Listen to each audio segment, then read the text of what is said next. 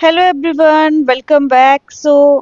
हम molecular basis of inheritance कर रहे हैं। आज का टॉपिक है ट्रांसक्रिप्शन। और जनरली ट्रांसक्रिप्शन का मीनिंग हमने सेंट्रल डोग्मा में भी समझा था। तो ट्रांसक्रिप्शन मीन्स डीएनए से आरएनए की फॉर्मेशन होना, उसको हम बोलते हैं ट्रांसक्रिप्शन। तो अब हम डेफिनेशन भी कर लेते हैं। The process of कॉपिंग genetic information from one strand of the DNA into RNA is termed as transcription।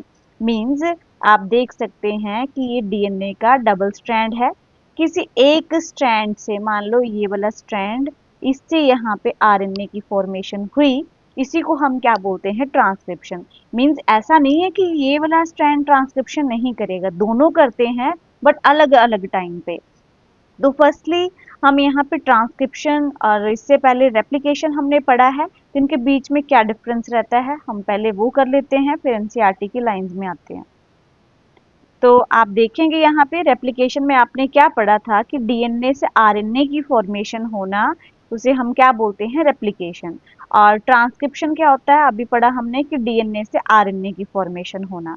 अब यहाँ पे दोनों डीएनए के स्ट्रैंड, ये दोनों यहाँ पे सेपरेट होके ये अपना अलग डीएनए बनाता है और ये वाला स्ट्रैंड अपना अलग डीएनए बनाता है, ठीक है। लेकिन अगर हम बात करें यहाँ पे ट्रांसक्रिप्शन में, तो डीएनए का कोई एक स्ट्रैंड है जो कि यहाँ पे आरएनए की फॉर्मेशन करता है। उसके बाद है यहाँ पे once replication started entire length of DNA get replicated. Means अगर रेप्लिकेशन स्टार्ट हुआ तो यहाँ पे धीरे धीरे कट लगा के ये पूरा डीएनए रेप्लिकेट होता है, डबल कॉपी बनती है। बट यहाँ पे क्या है कि एक पर्टिकुलर जगह पे पर्टिकुलर सेगमेंट, लाइक ये एक डीएनए है, लाइक मैं यहाँ पे ड्रॉ करती हूँ, ये डीएनए है। तो पर्टिकुलर टाइम पे एक ही सेगमेंट यहाँ पे ट्रांसक्रिप्शन होगी। मान लो यहाँ पे ये जीन है, तो इसकी ट्रांसक्रिप्शन जरूरत नहीं है। मान लो कोई एंजाइम की यहाँ पे फॉर्मेशन करनी है, लाइक यहाँ पे कोई डाइजेस्टिव एंजाइम है, यहाँ पे पेप्सिन। तो अगर अभी पेप्सिन की रिक्वायरमेंट है तो यहाँ पे हीमोग्लोबिन थोड़ी बनेगी, है ना। तो इसलिए अगर ये पर्टिकुलर जीन की ही यहाँ पे ये एक्टिव होगा और यहाँ पे डीएनए से आरएनए बनेगा, ठीक है। तो हर बार पूरा का पूरा डीएनए जो है वो आरएनए नहीं बनाता, ठीक है। तो ये डिफरेंस है डीएनए रेप्लिकेशन और ट्रांसक्रिप्शन में। और यहाँ पे आपने देखेंगे आप, ये principle of complementarity governs the process of transcription. Means देखो यहाँ पे रेप्लिकेशन में भी कॉम्प्लीमेंटेरिटी रहती है, मीन्स दो स्ट्रैंड होते हैं, और ट्रांसक्रिप्शन में भी डीएनए के दो स्ट्रैंड ही रिक्वायर्ड होते हैं। एक्सेप्ट, यहाँ पे आप बात करेंगे, except DNA adenosine complements now forms base pair with uracil instead of thymine.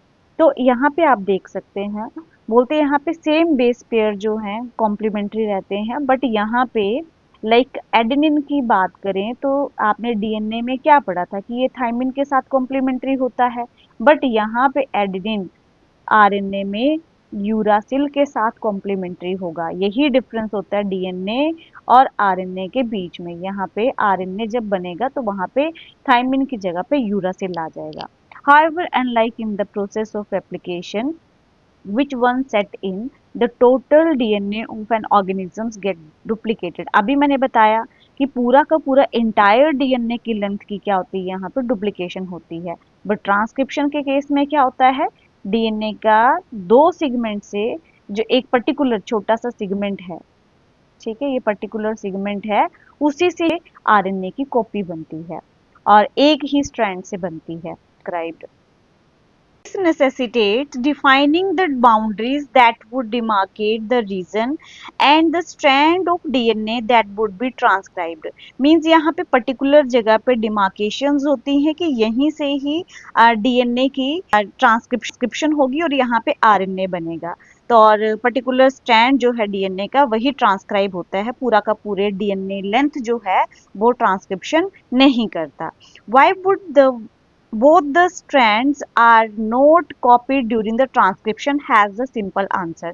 ये भी मैंने आपको क्लियर कर दिया हुआ है कि यहाँ पे ट्रांसक्रिप्शन जो है बोलते दोनों स्ट्रैंड जो है वो क्यों नहीं करते हैं।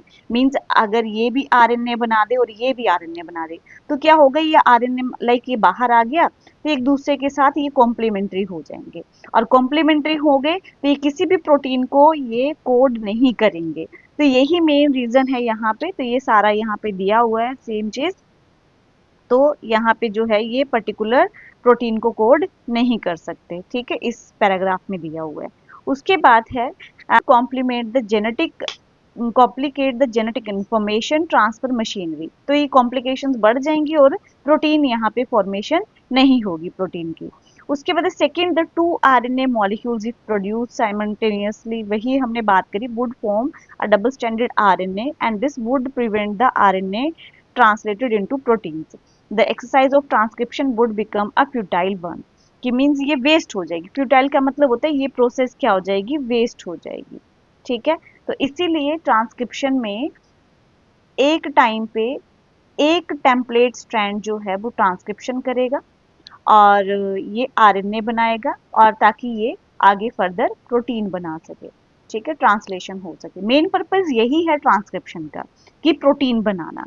उसके बाद है ट्रांसक्रिप्शन यूनिट। तो ट्रांसक्रिप्शन यूनिट की बात कर लेते हैं। The transcription unit in DNA is defined primarily by the three regions in the DNA।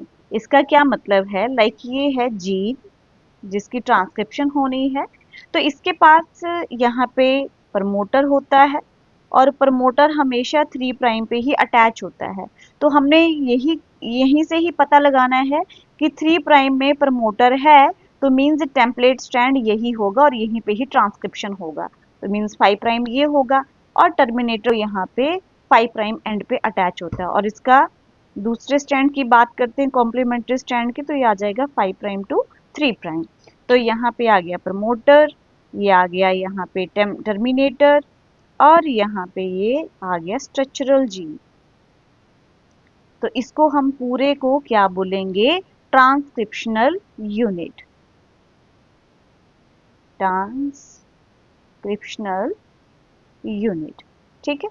तो इस तरह से ये 3 पार्ट्स होते हैं मींस एक जीन के जहां पे ट्रांसक्रिप्शन होनी है। और ट्रांसक्रिप्शन कैसे पहचानना है, कौन सी डायरेक्शन में होगी, 3 प्राइम टू 5 प्राइम जहां पे प्रमोटर अटैच्ड है, ठीक है। और इसको हम टेम्पलेट स्ट्रैंड बोलते हैं।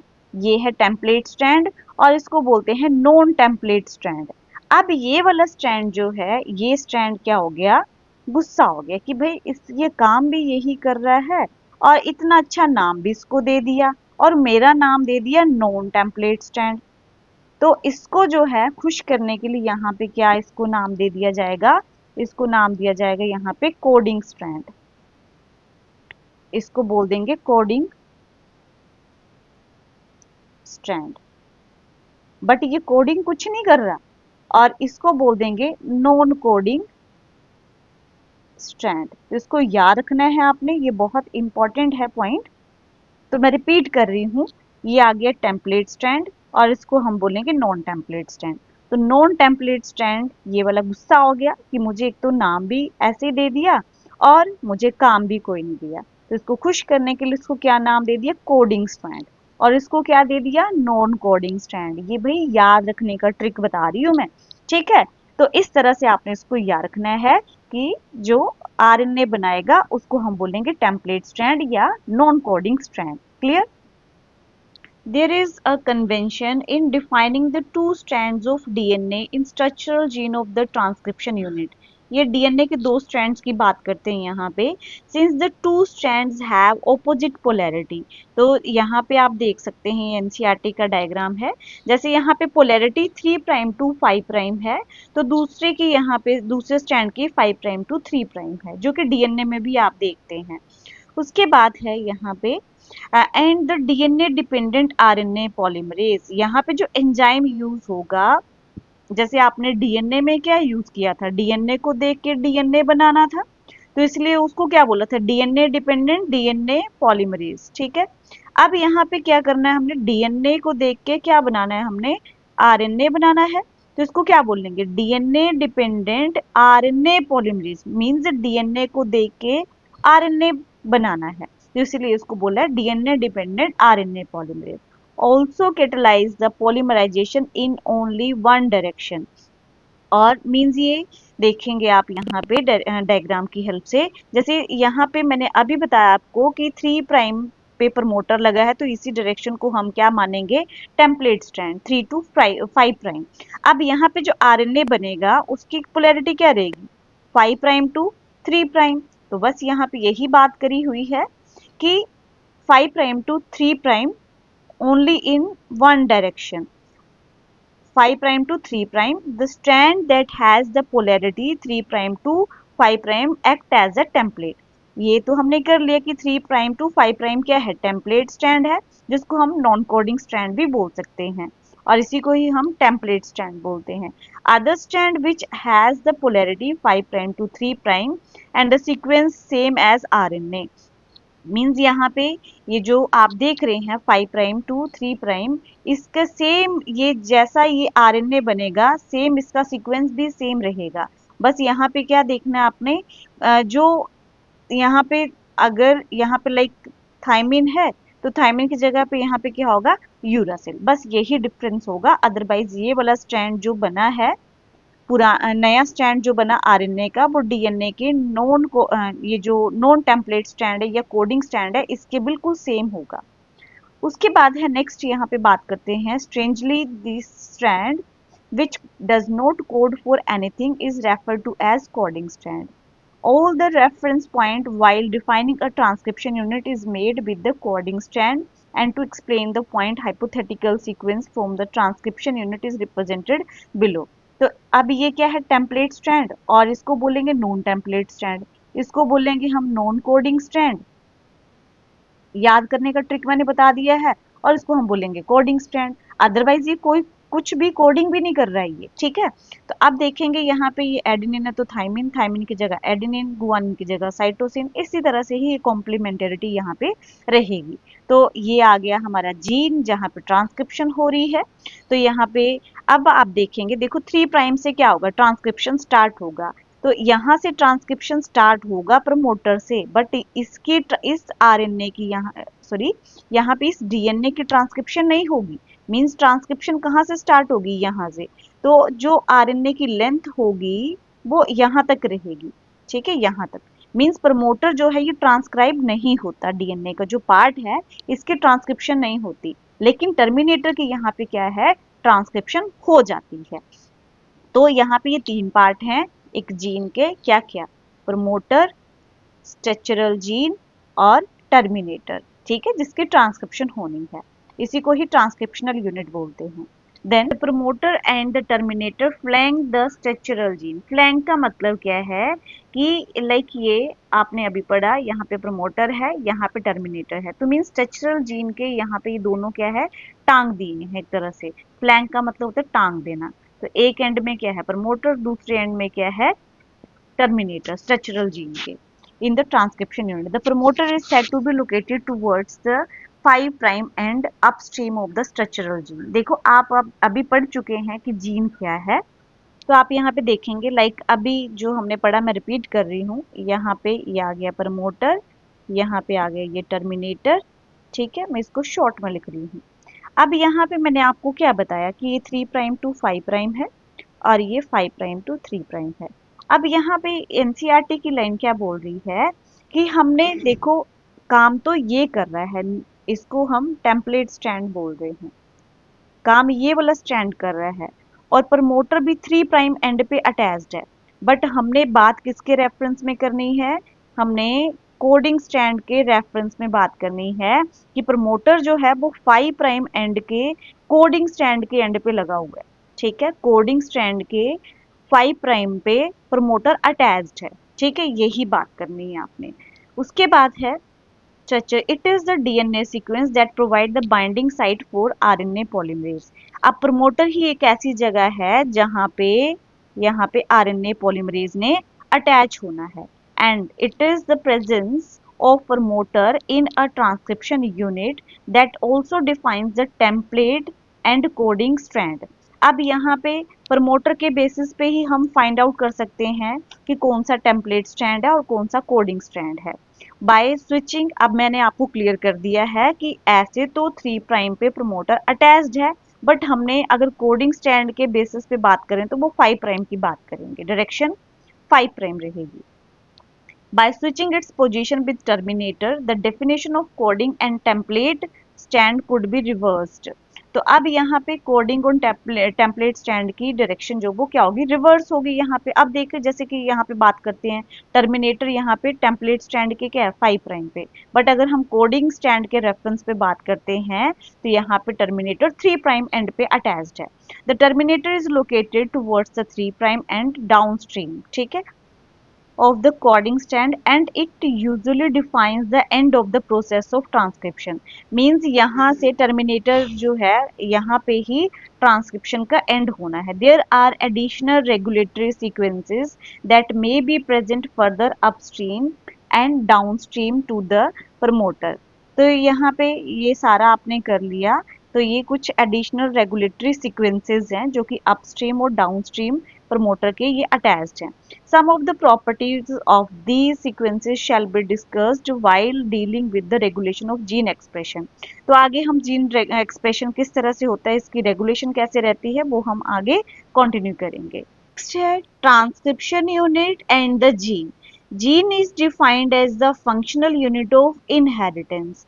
क्यों जीन को हम क्या बोलते हैं, ये फंक्शनल यूनिट है inheritance की। there is no ambiguity that the genes are located on the DNA। कि मीन्स यहाँ पे कोई डाउट कोई कंफ्यूजन नहीं है कि जीन्स कहाँ प्रेजेंट होते हैं, डीएनए में, बिल्कुल क्लैरिटी हो चुकी है। It is difficult to literally define a gene in terms of DNA, ठीक है। The DNA sequence coding for tRNA and rRNA molecules also defined as a gene। जो DNA के सीक्वेंस से rRNA या tRNA बने उसको भी हम क्या बोल सकते हैं, जीन बोल सकते हैं। However, by defining a cistron as a segment of DNA coding for a polypeptide। अब यहाँ पे सिस्ट्रोन क्या है, मोनोसिस्ट्रोनिक क्या है, पॉलीसिस्ट्रोनिक, एक्सोन्स, इंट्रोन्स, ये मैं आपको नोट्स के थ्रू इन टर्म्स को समझा देती हूँ।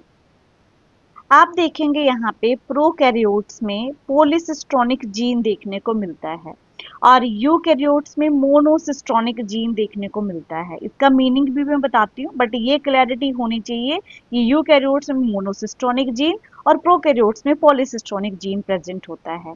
मींस अगर हम डीएनए की बात करते हैं, ये डीएनए का सेगमेंट है। अब यहाँ पे प्रमोटर और एक एंड में टर्मिनेटर है। अब यहाँ पे डीएनए के एक जीन में कुछ पार्ट्स होते हैं जिनको हम बोलते हैं सिस्ट्रोन। तो यहाँ पे एक जीन में एक से ज्यादा सिस्ट्रोन होते हैं, इसी सिस्ट्रोन 1, सिस्ट्रोन 2, सिस्ट्रोन 3। तो इसीलिए इसको क्या बोला जाता है, पॉलीसिस्ट्रोनिक जीन। लेकिन अगर हम यूकैरियोट्स की बात करें, एक जीन में प्रमोटर टर्मिनेटर तो है ही है, बट यहाँ पे एक सिंगल सिस्ट्रोन है जिससे कंप्लीट प्रोटीन बनेगा, तो इसको हम बोलते हैं मोनोसिस्ट्रोनिक जीन। अब यहाँ पे आ जाते हैं हम प्रोकैरियोट्स में, तो यहाँ पे देखो ट्रांसक्रिप्शन हुआ तो यहाँ पे डायरेक्ट मैच्योर आरएनए बन गया, ठीक है। और यहाँ पे ना तो इसकी सप्लाइसिंग मीन्स यहाँ पे ना तो इसकी कटिंग करनी पड़ी और डायरेक्ट यहाँ पे इसने क्या कर दिया, ट्रांसलेशन स्टार्ट कर दिया। और ट्रांसलेशन यहाँ पे ये राइबोसोम्स अटैच हो गए एमआरएनए के ऊपर और यहाँ पे ये प्रोटीन बन गया। और जब एक एमआरएनए के ऊपर बहुत सारे राइबोसोम जब अटैच हो जाते हैं उसको बोलते हैं पॉलीसोम या polyribosome. Mean single mRNA and many ribosome, उसको हम बोलेंगे पॉलीराइबोसोम और पॉलीसोम।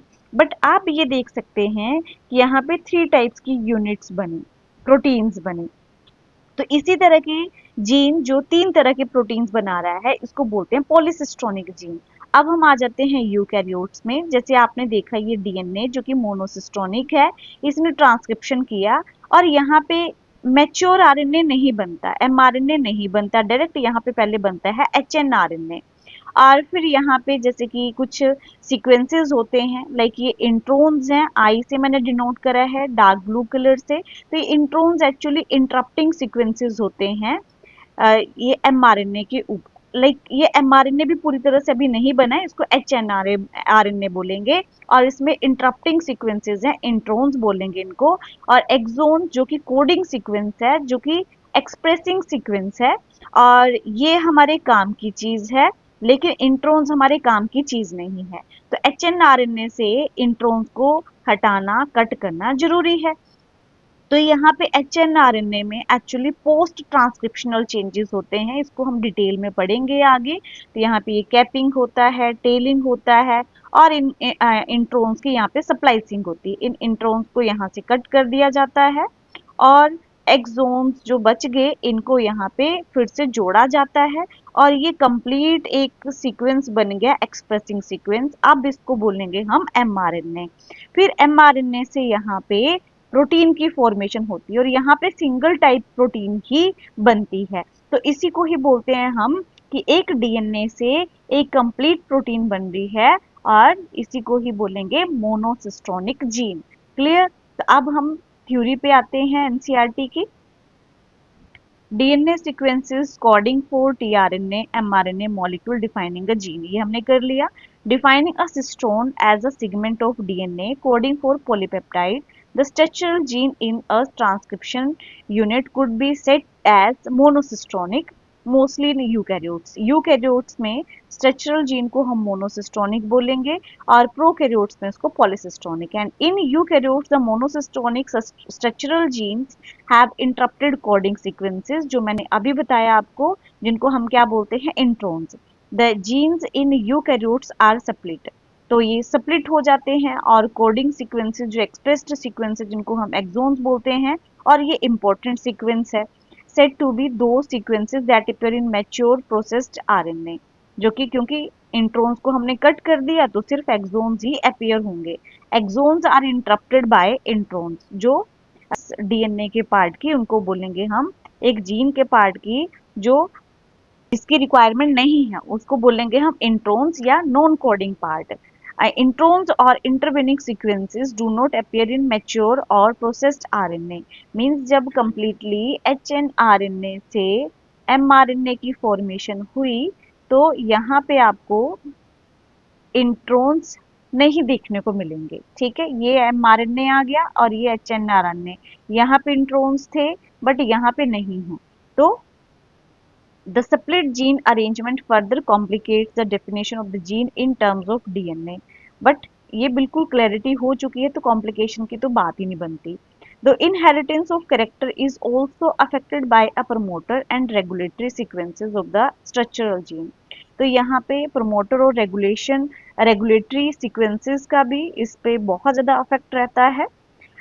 ट्रांसक्रिप्शन, तो यहाँ पे आप देखेंगे some time the regulatory sequences are loosely defined as regulatory genes. Regulatory sequences को रेगुलेटरी जीन्स भी बोला जाता है, even though these sequences do not code for any RNA और प्रोटीन। रेगुलेटरी जीन जो है ये ना तो आरएनए को कोड, किसी भी आरएनए को या प्रोटीन को कोड नहीं करते। तो ये हम डिटेल में करेंगे आगे। सो आज हम इतना ही करते हैं। So thank you.